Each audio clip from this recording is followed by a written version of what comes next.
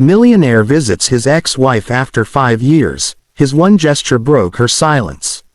He hadn't seen her in 5 long years, but the moment his car stopped in front of that small, crumbling house on the edge of town, his heart pounded like it did on their wedding day. The air was thick with autumn chill, the kind that carried both the scent of rain and the sting of memories. He stepped out of his sleek black Mercedes, an image of success, wealth, and everything he once believed mattered, but as he looked at the peeling paint on her front door, he realized that all the money in the world could not silence the echo of regret that had followed him for half a decade. If you believe in kindness, forgiveness, and the power of second chances, make sure to like this video, subscribe to Royal Stories, and share it with someone who still believes love deserves another try.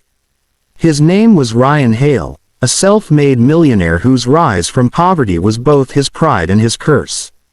In his 20s, he had nothing but a dream and a woman named Emily, his anchor, his supporter, his entire reason to keep going when the world doubted him.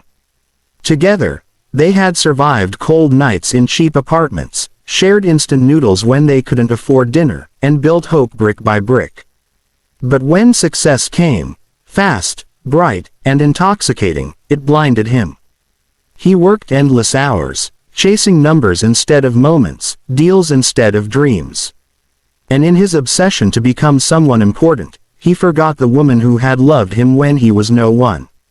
Emily had always been gentle, soft-spoken, humble, and patient in ways that felt almost divine.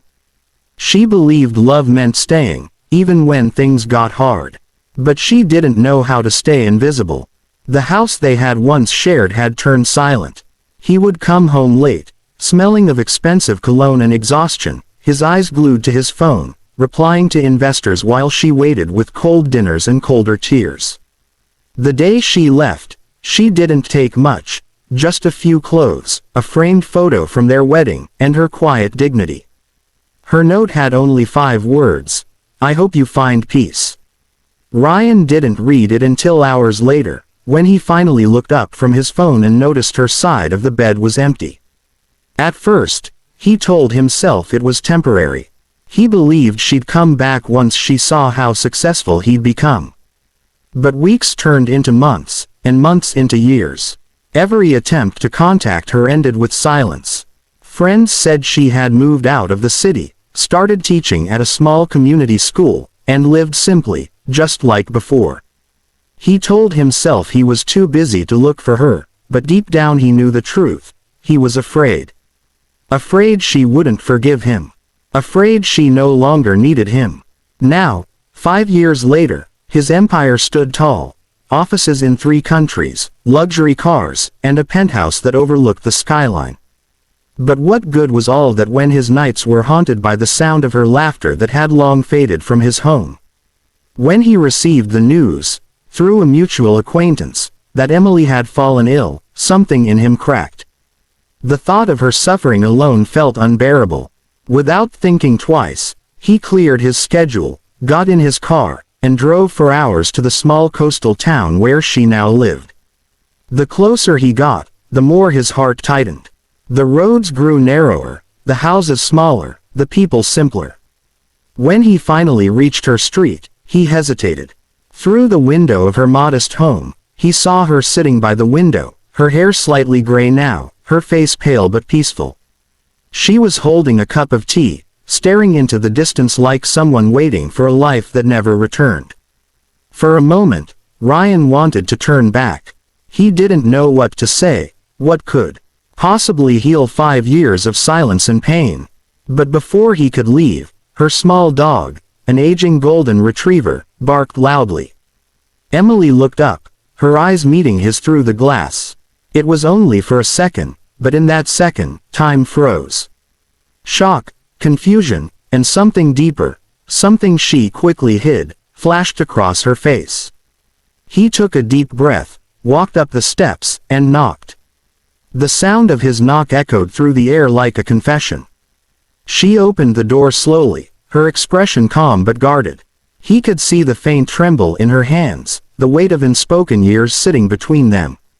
The smell of tea and rain filled the silence as he stood there, unsure where to begin. He wanted to say 1,000 things. "I'm sorry, I've missed you, I was a fool," but all that came out was a quiet, broken whisper, "You look well." She didn't respond. Her eyes were unreadable, the same eyes that once saw everything in him.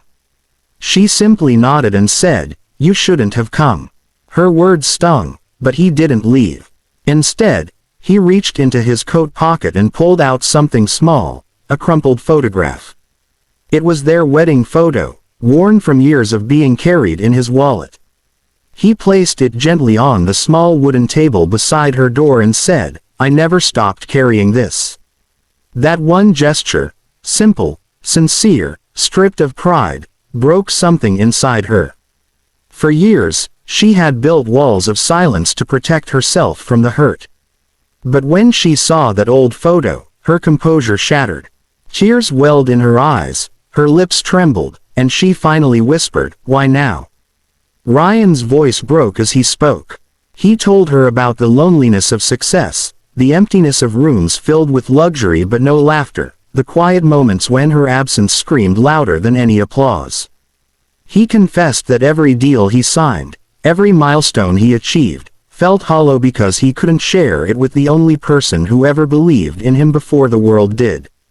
Emily listened in silence. There was pain in her eyes, but also something softer, a fragile tenderness buried beneath the hurt.